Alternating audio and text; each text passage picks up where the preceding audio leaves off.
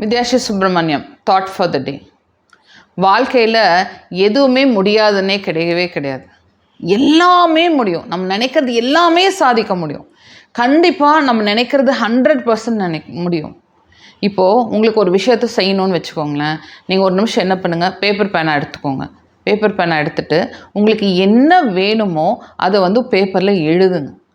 நீங்கள் எந்த அளவுக்கு எழுதணுன்னா அது அப்படியே டீட்டெயில்டாக எழுதணும். உங்களுக்கு என்ன எப்படி வேணுமோ டீட்டெயில்டாக எழுதணும்.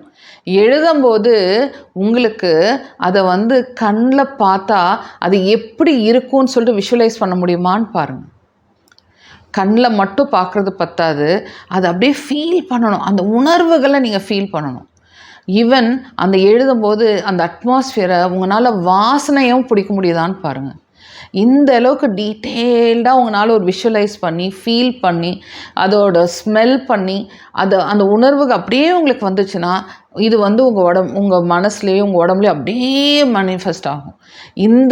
அந்த மாதிரி நீங்கள் எப்போ உங்களுக்கு ஃபுல்லாக மேனிஃபெஸ்ட் ஆகுதோ அப்போ நீங்கள் நினைக்கிறது கண்டிப்பாக நடக்கும். ஸோ அந்தளவுக்கு நம்ம டீப்பாக நினைக்கணும், அந்தளவுக்கு நம்ம தெளிவாக நினைக்கணும், அந்தளவுக்கு ஒரு குழப்பம் இல்லாத ஒரு முடிவில் நம்ம இருக்கணும். 10 விஷயங்கள் இது வேணும் அது வேணும் இது வேணும் அது வேணும்னு சொல்லி 1008 விஷயங்கள் போட்டு குழப்பாமல் ஒரே ஒரு டார்கெட் வைங்க. அந்த ஒரே ஒரு டார்கெட்டை இலக்கை ஃபஸ்ட்டு அடைங்க. அந்த ஒரு டார்கெட் ஒரு இலக்கை நீங்கள் அடைஞ்சதுக்கப்புறம் அடுத்த டார்கெட்டுக்கு போங்க. ஒன் பை ஒன்னாக போங்க. ஒரேடியாக 10 பண்ணிவிட்டு டைல்யூட் பண்ணாதீங்க. அப்போ என்ன ஆகும், நம்மளோட மனசு ஒரு நிலையாக இருக்காது. இது வேணும் அது வேணும்னு சொல்லிட்டு பல ஆங்கிளில் திங்க் பண்ணும். அப்போ பல ஆங்கிளில் திங்க் பண்ணும்போது கான்சன்ட்ரேஷன் இருக்காது. இப்போ நம்ம என்ன பண்ணுறோம், ஒரு விஷயத்தை நினைக்கிறோம், அந்த ஒரு விஷயத்தை மட்டுமே கான்சன்ட்ரேட் பண்ணுறோம். அந்த ஒரு விஷயத்தை நம்ம டீட்டெயிலாக எழுதும்போது அது கண் மூடி நம்மளால் அப்படியே விஷுவலைஸ் பண்ணணும். அடுத்தது அதை அப்படி ஃபீல் பண்ணணும். அது நடக்கும்போது நமக்கு என்ன உணர்வு இருக்கும், எவ்வளோ சந்தோஷம் இருக்கும், என்ன மாதிரி ஒரு நினப்பு இருக்கும், அது எல்லாமே அப்படியே உணர்வில் கொண்டு வரணும்.